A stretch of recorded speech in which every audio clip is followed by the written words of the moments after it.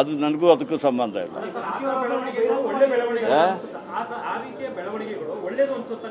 ನಾನು ಹೇಳ್ತಾ ಇರೋದು ನನಗೂ ಅದ್ರ ಸಂಬಂಧ ಇಲ್ಲ, ಅದ್ರ ವಿಚಾರನೂ ಗೊತ್ತಿಲ್ಲ. ಈ ಹನಿ ಟ್ರಾಪ್ ಏನಿದೆ ಗೊತ್ತಿಲ್ಲ ನನಗೆ. ನಾನೇನು ಹೇಳಲಿಕ್ಕಾಗ್ತದೆ?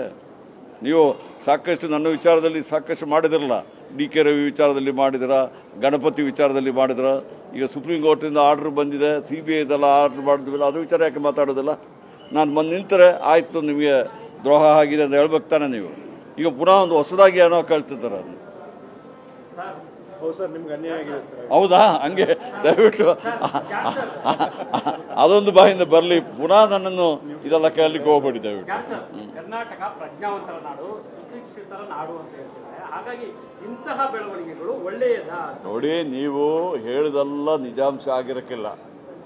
ಅದು ನಿಜಾಂಶ ಆದಮೇಲೆ ನೀವು ಅದರ ವಿಚಾರದಲ್ಲಿ ಅವರು ಸರ್ಕಾರ ಇದೆ, ಗೃಹ ಇಲಾಖೆ ಇದೆ, ಅವರು ಕ್ರಮ ತಗೊಳ್ತಾರೆ. ನನಗೂ ಇಂದಿನ ಇಲಾಖೆಗೆ ಅದಕ್ಕೇನು ಸಂಬಂಧ? ಸುನೀಲ್ ಕುಮಾರ್ ಅವರು ಪ್ರಸ್ತಾಪ ಮಾಡಿದ್ದಾರೆ. ನೋಡಿ, ಅವರು ವಿರೋಧ ಪಕ್ಷದಲ್ಲಿದ್ದಾರೆ, ಅವ್ರು ಏನು ಬೇಕಾದರೂ ಮಾತಾಡ್ಬೋದು.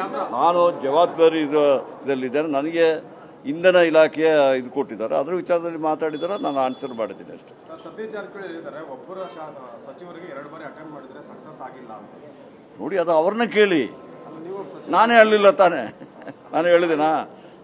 ನೀವು ಸತೀಶ್ ಜಾರಕಿಹೊಳಿ ಹೇಳಿದ್ರೆ ಅವ್ರನ್ನ ಕೇಳಿ, ಅವ್ರು ಉತ್ತರ ಕೊಡ್ತಾರೆ. ನಾನು ಹೇಳಲಿಲ್ಲಲ್ಲ ಅದು. ಇಲ್ಲ ಸರ್, ನಿಮ್ಮ ಸಂಪುಟ ಸಹೋದ್ಯೋಗಿಗಳೊಬ್ಬರು ನಮ್ಮದೇ ಸಚಿವರೊಬ್ಬರ ಮೇಲೆ 2 ಬಾರಿ ಹನಿ ಟ್ರ್ಯಾಪ್ ಅಟೆಂಪ್ಟ್ ಆಗಿದೆ ಅಂತ ಹೇಳಿದ್ದಾರೆ. ಅದು ಯಾರು? ನಾನು ಹೇಳಲಿಲ್ಲಲ್ಲ.